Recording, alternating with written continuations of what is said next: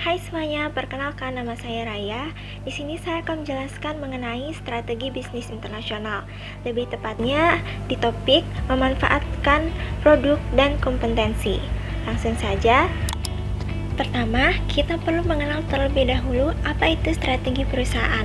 Jadi, strategi perusahaan adalah satu tindakan yang dilakukan oleh manajer untuk mencapai tujuan perusahaan, di mana kebanyakan tujuan perusahaan adalah untuk mendapat keuntungan. Nah, di sini saya akan menjelaskan secara singkat mengenai bagaimana memanfaatkan produk dan kompetensi dalam strategi bisnis internasional.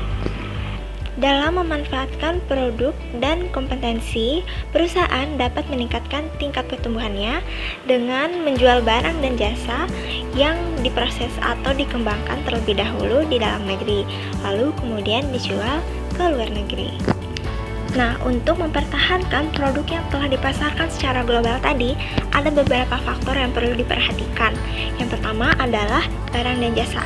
Jadi, maksudnya yang perlu diperhatikan yaitu adalah seperti kualitasnya, kemudian keunikannya, apakah dia bisa menyesuaikan diri dengan negara tempat produk tersebut diekspor dan lain sebagainya. Lalu yang kedua adalah memiliki core competencies atau kompetensi inti. Jadi, core kompetensi inti ini adalah kemampuan perusahaan yang tidak dapat dengan mudah ditiru oleh pesaingnya. Kompetensi inti ini dikenal juga sebagai keunggulan perusahaan yang membuat produk dari perusahaan tersebut lebih bernilai. Hal ini menjadi satu persyaratan penting bagi perusahaan yang ingin menciptakan nilai dan memenangkan persaingan di pasar. Demikian penjelasan singkat dari saya mengenai bagaimana memanfaatkan produk dan kompetensi dalam strategi bisnis internasional. Terima kasih.